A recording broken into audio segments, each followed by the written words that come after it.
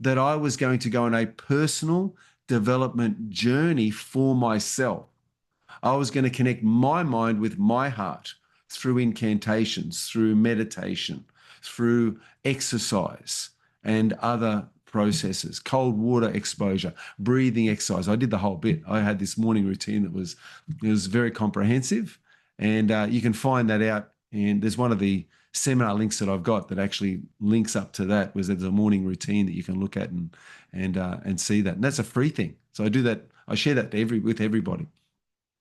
But thank you, Gordon. Thanks for sharing. Is there anybody else that'd like to share? Knowledge is not about information. It's about application. It really is. We've got to make sure that we're doing the work. Personal development is in doing. It's not about listening or learning. It's about doing it. You don't know it unless you do it. And it's the same thing with the tools of coaching.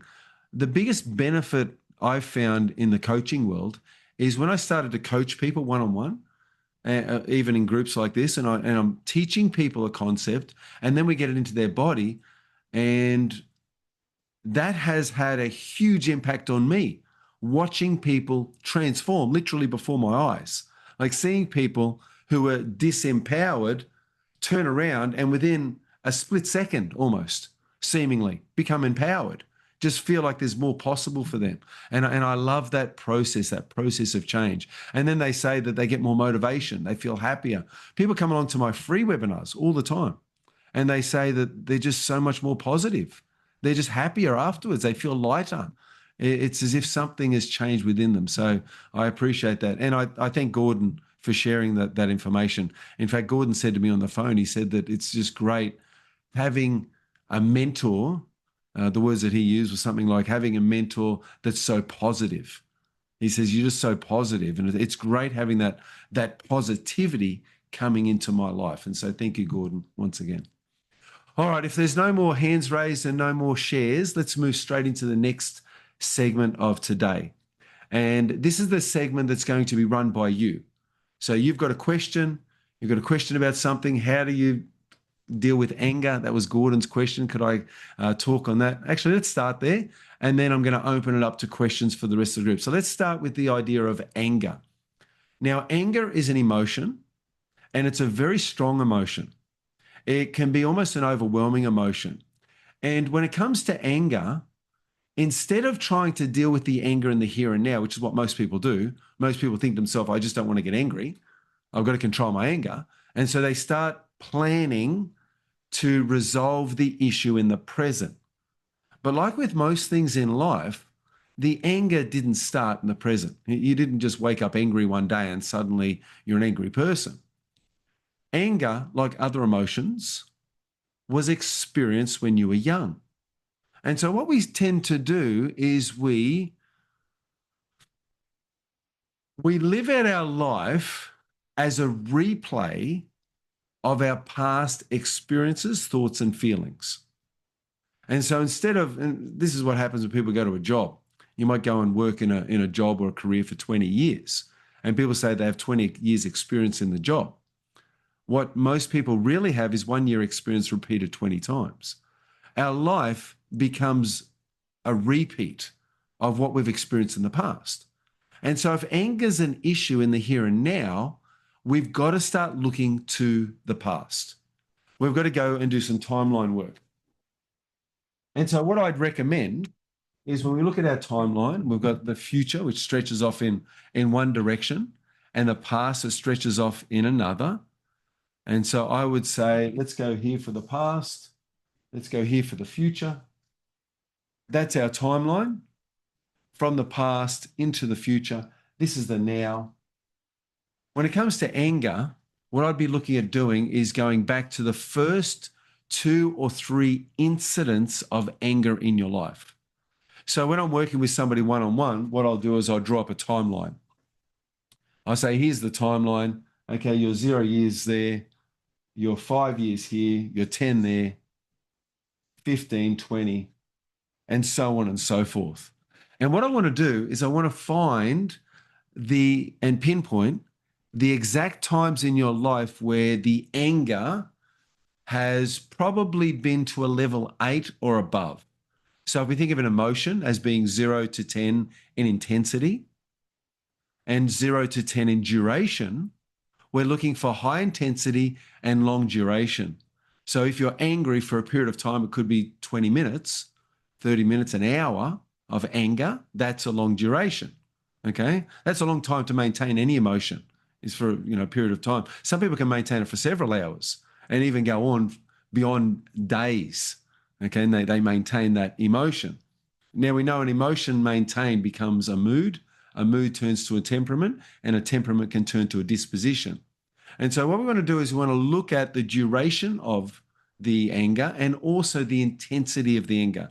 Now, if we can pinpoint, let's say something happened when you were 5 years of age and there was an outburst of anger, something happened when you were 10, something happened when you were 15, what you want to do is write those out.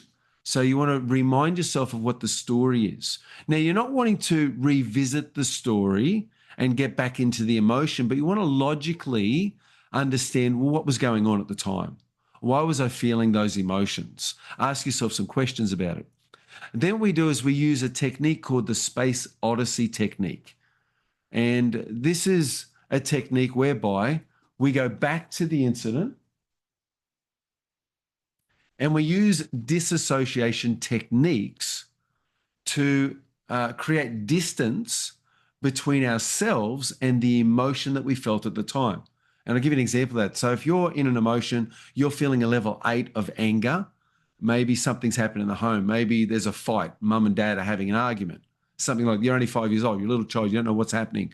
But there's this anger building up inside. There's fear as well of what's going on. But angry, fearful person. So maybe you're focused on the anger for this exercise and you say, so I was angry at that time. Or maybe you're at school and someone took something from you and it was yours and you became really angry over it and you wanted to belt them for some reason, okay, because it's your item. Okay, so it could have even been when you were 4 or 3 years old and it was a toy, anything like that. So here you've got some angry outbursts that are occurring in your life. There's some anger going on. So with Space Odyssey, what I do is I get people to go into the scene or the incident, first of all, and experience the anger. Then what we want to do is we want to dissociate from it. So that's where I take them up into the sky, maybe at the level of the, you could say the outer atmosphere, and we look down on the scene to see if that's shifted it. Then we go out to Pluto. Now, there's been arguments whether Pluto is a planet or a mass of some other type. But anyway, you go to Pluto and you look back at the Earth from Pluto, and now Earth is just a little tiny dot in the distance. And then you notice if that changes the feeling. And then we take it to the other side of the universe, where you go all the way out, past all the solar systems up there in the universe, whatever they're called, past other galaxies, all the way to the other side of the universe. You know, if you think about Stargate or any of those sort of TV shows, anyone who's into sci-fi, you just imagine yourself like Farscape on the other side of the universe. You've been shot through a wormhole and suddenly you wound up in the other. And you look back on Earth and in fact, the whole galaxy is just a little tiny dot in the distance. And what I do is I ask people, now from that position or vantage point, how do you feel? And I want to keep going further and further away until a person gets to 0. So a person will say, when I'm in the scene, I'm feeling 8 of anger. I've still got that feeling in my body. But now that I'm in the middle of space, looking back, this is Space Odyssey, what it's all about, it's a 0. I don't feel anything because I'm so far away from it. I'm so far removed from that situation. Like it's a long time ago and it's a long distance away. So time and space has created the situation where we can completely let go. And there's no more anger around that situation. Now, once you've absolved that, then the anger's gone. And then what I do is I get people to look at the learnings. Like, what are the learnings you got? Let's look at the learnings. The learnings, sound, the color, the feeling in your body. What is the sound? What is the color? What is the feeling? And then we work that out. You go back into the scene and the anger's gone. And you're like, whoa, this is amazing. And then we continue doing that for every incident. So if you had 2 or 3, that's fine. And the earlier ones are really powerful. But then you can go through another 6 or 8, as you grow up, one when you're 20, 22, 26, maybe went through a separation, a relationship, you got so angry, different things that happen. Maybe you got rejected by a parent for some reason. Now there's anger there. All of these incidents in your life, you can go back to each of them and you can revisit them, equilibrate the negative emotion, let go of it, and find yourself just in a neutral place. So you could be in the memory, you could think about it, not feel bad. And I love that. When you get to that point and you start thinking about something traumatic that happened, but you don't feel any negative feelings in your body. Have you experienced that? I know Rachel has. Rachel's a healer, and Rachel teaches people how to do this, not using Space Odyssey, but other processes. Now, Gordon, here's what I want you to do. If you can just unmute yourself for a moment. I want you to think about one of those first incidences when you were very young and you felt anger in your body. Can you tell me just briefly, maybe in just one or two sentences, what was happening, how old you were, and the level of anger you felt, both intensity and duration? I would have to say I was 10 years old. My parents were fighting. My dad was drinking, and my mother was just trying to get him to stop drinking by screaming back at him. I don't know that I felt angry as much as I was in the presence of anger, but I was definitely afraid. Right. I like what you're saying there. You didn't necessarily feel anger, but you're in the presence of anger. Think of your brain when you're young. It's very malleable, very changeable. And so when you're in the presence of anger, anger can start becoming a response that you take on because you're around it. It becomes a go-to for yourself. So that's a great insight right there. So Gordon, I want you to go back to that scene and I want you to tell me from that scene and go into the scene as if you're right there watching the fight happening right now, the feelings in your body and the anger of that situation. Now, this might not have been a direct feeling that you had, that you created anger in your body, but the feeling of anger, how much was it? 0 is there was no anger, 10 is extreme anger. Where would you say it was? Probably an 8 with the fighting. Okay, so an 8. So that's perfect, what we want. Remember, we're looking for incidents between 8 and 10, and an 8 with the fighting. And how long did that last for? How long was the fight? How long was the feeling that you had about that situation? Maybe an hour. It Okay, was and that's a continuous. It'd be a couple days later, and then a couple days later, it would very reoccurring. right. So that's a long period of time. Like to hold any emotion for an hour is an incredibly skillful thing. Like if you think about any emotion you felt, you try and hold it for an hour. It's really hard. Like if you felt joy, happiness, and you said, right, I'm going to be happy for a whole hour, that's a fairly long time to be happy for, or be excited. You might jump up and down and get excited for a moment, but if you do it for a whole hour, it's a long time to hold one specific emotion, long time. All right, so let's go and have a look at this. So what I want you to do is I want you to close your eyes for a moment, and I want you to imagine that you're in a safety bubble. You're in this safety bubble. Nothing can harm you. Nothing can hurt you. Think of it like you could say like a balloon, and you're inside the balloon. The balloon might be filled with liquid or some space, but you're completely safe in there, inside that bubble. Nothing can penetrate and get to you. You're completely safe. Now I want you to go back to that scene where you were 10, and I want yourself to put yourself back in that scene right now.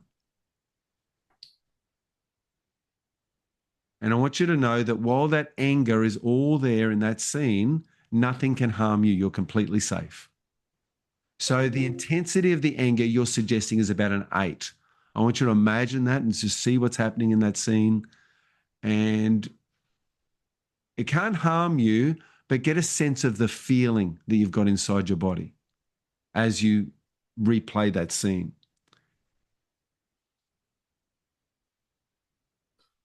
All right, now what I want you to do, sorry, you got something to say? Oh, no, go ahead. What I want you to do now is, with your eyes closed, so close them again.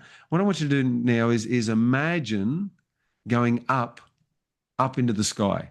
Just imagine yourself from the scene of that anger. You zoom up into the sky, and you're up where the satellites circulate the planet, up near the outer atmosphere of the planet, of the Earth. And I want you to look down from that vantage point and imagine that your house is just a little tiny dot in the distance from all the way up in the sky. And I want you to tell me that feeling of anger that existed in that situation, how much do you feel it now from that vantage point, from that angle, from way up high in the sky? Just give me a number of 0 to 10. 4, because I feel Okay, very now, safe. yep. So now go all the way out to Pluto,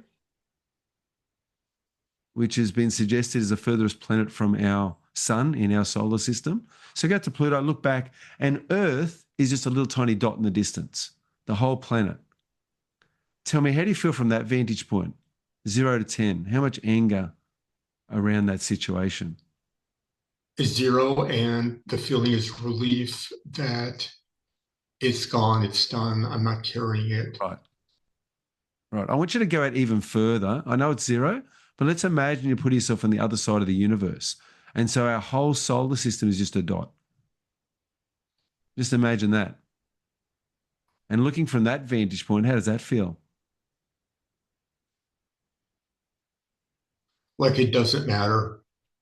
My life Nice. has gone on. Nice. All right. Now, here's the thing we want you to do. I want you to imagine that there's a color associated to your learnings. So what we're going to focus on now is what you learnt, what you learnt about life growing up. What are the positive learnings for yourself and for your life? So name for me something positive about that you learn about yourself, about life from that situation. That I could survive and then go on to Yes. thrive. Very resilient. I can survive, I can go on to thrive, and I'm very resilient. Wonderful. Now, if there's a color that represented that, what color would it be? The positive would be green. Great. Now, what I want you to do is imagine a big cloud of green energy above your head. Just imagine there's a big green cloud, and I want you to start breathing it into your lungs. Just imagine breathing that in and filling up your lungs, and you'll notice your lungs are connected to it's your respiratory system. It's connected to the circulatory system because oxygen goes into your bloodstream. So imagine now that green energy moving all throughout the veins, the arteries of your body, all throughout your circulatory system. And the blood is the river of your life. And what the bloodstream does is it services every single cell in your body. All 70 to 100 trillion cells all throughout your body are all serviced by your circulatory system. So imagine now that green energy moving into every cell of your body. So just imagine that. All right. Now, if those learnings of you being resilient, you surviving and moving on to thrive, if that made a sound, Gordon, what sound would it make? Just a deep sigh of relief. Okay, great. Now hear that sigh of relief. Hear a loud sigh of relief. You don't have to do it or make the sound. You can just imagine hearing it. But imagine that they're very loud. Oh, Through a speaker. Yeah, gotcha. Now, the next thing I want you to do, if there was a feeling associated with you thriving, you being resilient, you're not just surviving but thriving, what feeling would it be? What emotion? proud, but not arrogant. Right. Strong. Proud and strong. Great. So I want you to get that feeling of proud and strong and just flood your body with it. Do whatever you need to do. Move in any way you need to move. Maybe you want to sit up more erect. Maybe you want to push your chest out a little bit. Anything you need to do to bring more pride into your body, more strength into your soul, into your spirit. So here's what I want you to do now. I want you to carry that feeling with you. And we're going to go back into that incident.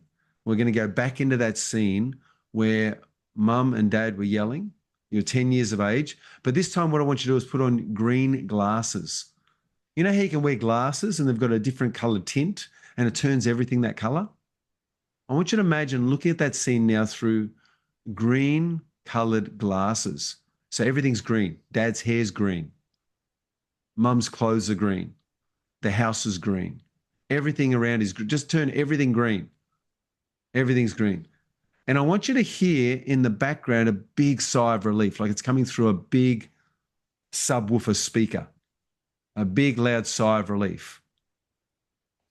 And I want you to get this feeling in your body of strength, a feeling of strength, a feeling of pride, not arrogance, but pride in yourself and that strength.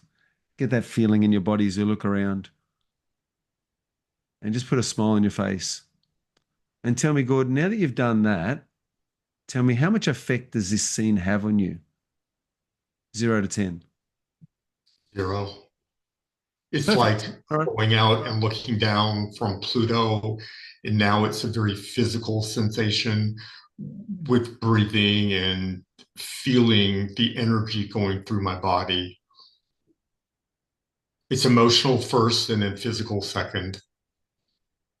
Perfect. Open your eyes. Well done. That's it.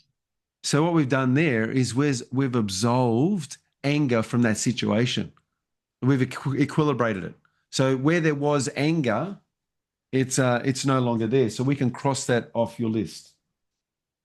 You went back to the scene, felt 0 amounts of, you could say, anger as a result of being there. And not anger within yourself, but anger from the situation itself. And because of that, that's now gone. And so what will happen is we've changed something in the past, in your childhood, that can now affect you in the present and in the future. And that's going to have a more powerful effect than going and doing, you could go and do anger management courses and programs, and they're very good. But what they focus on is the present. Well, what do you do when you get angry? Well, time out. You need to go for a walk. You need to breathe. You need to do, and they'll come up with strategies for the here and now. But what they're not doing is solving the challenge from the past. What we've done is we've worked with your unconscious or subconscious mind. We've rewired that situation so that you get a different result. Now, if I was working with you, Gordon, we could do that for all the incidents of anger. We go through 5 or 6 different ones. You can do it yourself. You go watch this recording, and next time choose the one when you're 15. And then next time choose another one when you were 7. And then choose another one when you were 11 or 14. And you keep going until you get to a point where you just feel completely healed of anger. That you feel like, all right, there's nothing to get angry about. Isn't life great? How's that, Gordon? Does that make sense? Yes, I very helpful for me, and hopefully it helps somebody else. No worries. And that's just anger. So just so you're aware, the process of Space Odyssey works not just with anger, but it can work with any and every less than positive emotion.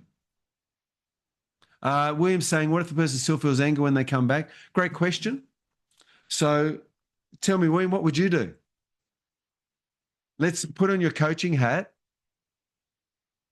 You ask the question and say, okay, let's go back to the scene, put on those glasses, breathe that green energy through you, see, hear, feel what you feel that strength and resilience, all that.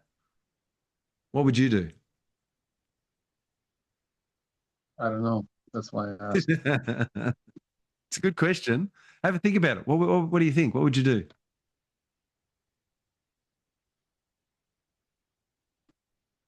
I mean, you took Gordon farther, than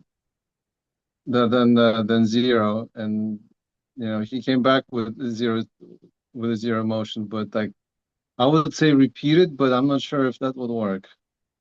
What was that? Repeat distancing yourself. I said Yeah. repeat distancing yourself, but I'm not sure if that works.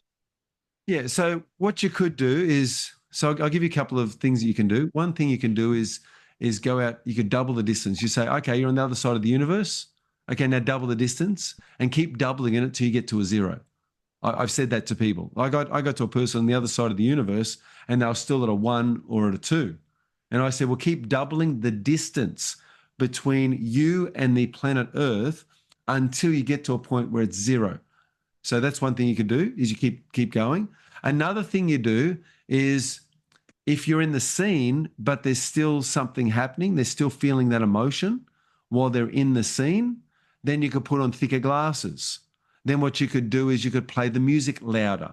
Then what you could do is get more of the feeling in their body, that empowerment feeling. So for Gordon, it was the feeling of strength and pride.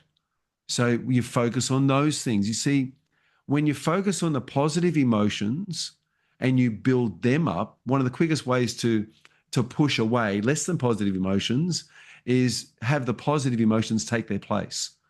So I don't change course. I still use the same technique, but I just amplify it, crank it up. I look for the next level. Like, how could you make this double? How could you make this quadruple? You could either make the speaker bigger and make the sounds louder.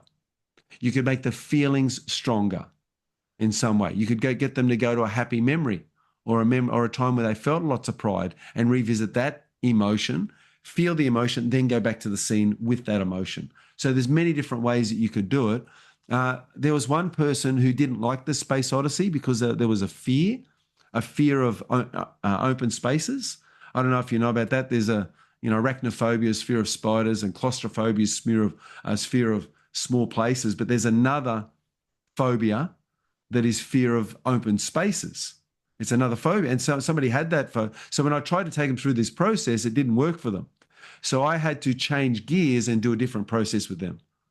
That process was no good for that person because it was creating fear inside their body, fear of being out in space. Oh, I'm cold, I'm alone, I'm fearful, and I don't want to do that. If it's a negative emotion that it's conjuring up inside a person, I will shift and change to something else. It just so happened that Gordon was okay being out in space. It was peaceful. It was great. So perfect. You use that one. Yeah, so I really like hello? Yeah, go for it. Tell me. I really like what you said about thicker glasses and bigger speakers, but how would you prompt somebody to boost their emotions and the feeling that those proud feelings? How would you prompt them? How would you get them to experience or feel it? Is that what you're asking? How to remember? Well, you work with 3 things: the color, the sound, and the emotion. Yeah. And for the color and sound, you said thicker glasses and bigger speakers, and that's easier to visualize. And Yes. so, what would your prompt be for for strengthening the positive emotions? The third. Yeah. So my thing with the emotions is, well, for example, I could use the state elicitation script, which you're probably all aware of. Think about a time where you felt a certain emotion. Think about a specific time. Go back to that time. See what you saw, hear what you heard, and feel the feelings in your body. That's the state elicitation script. So I could use that. Or the other way you do it is through what's called pacing and leading.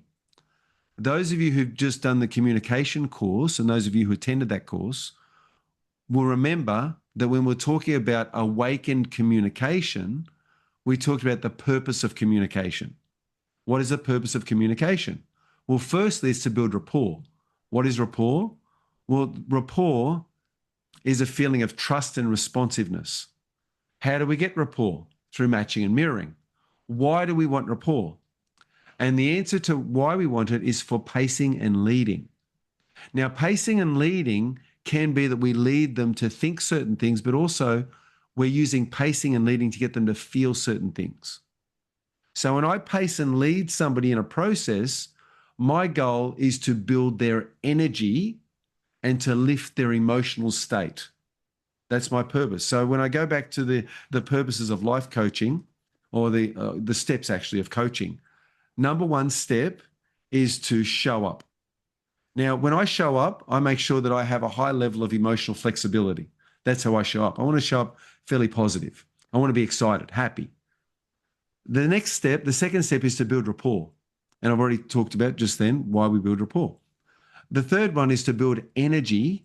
And the fourth step is to empower. And so that's a breakdown of what a coaching session actually is. So if you took away all the words out of a coaching session, you took away the things that we're actually discussing and doing, which is a whole nother level, and you just looked at the energy dynamic of the coaching session, you would see that I would show up, first of all. I'm empowered. I feel like I can do anything and I can help anybody change. So I'm empowered. Number one, show up. Number two, build rapport. Now what I want to do is build rapport with the other person. If they're depressed, I'm depressed. If they're feeling stuck, I'm feeling stuck. If they're feeling alone or lonely, I think about times where I've felt lonely and alone. And so what I'm doing is I'm building rapport with that person. I'm visiting their emotional states. So if I talk to someone and I did have a client for a long period of time, was absolutely depressed, really depressed. And I would start off the conversation, how are you going? How are things today? And my energy would be quite low and my words would reflect his words. Because I'm not going to come up to somebody who's depressed and be like, all excited, hey, I'm here to build your energy, let's get pumped. Because there's no rapport that.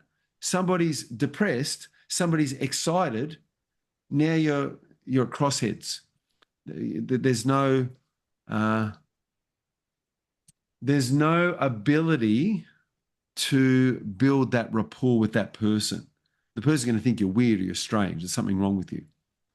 So what you do is I've got the emotional flexibility to go from excitement to depression and anywhere in between. Okay, so I go to where they're at. Then my job as a coach is to build their energy and then empower. And so to answer your question, William, I build the energy by building rapport, getting on side with the person, and then lifting that person through my words, through my own emotions, through what I'm feeling. And then as they're in that process with me, they start to hopefully start matching and mirroring that. We've all got mirror neurons within us, and those mirror neurons can take on the emotions that I'm sending, and that's going to help the person feel empowered. So that's how I do it. Now, if they're not getting it, then I go back and build more rapport. So if I'm not changing a person or a person isn't emotionally connecting, I just think to myself, I don't have enough rapport with the person. Salespeople think this way too. If I don't get a sale, it's because I didn't build enough rapport. So what do? We go back and build more rapport. we just keep building rapport. Rapport is the answer to most problems, most challenges. William, does that answer your question? Yeah, fantastic. Very much so. Thank you. Very much. Good. That's great. All right. Great question. So there you go, Gordon. So Gordon, feedback. Is that helpful? Is that useful? And what have you learned?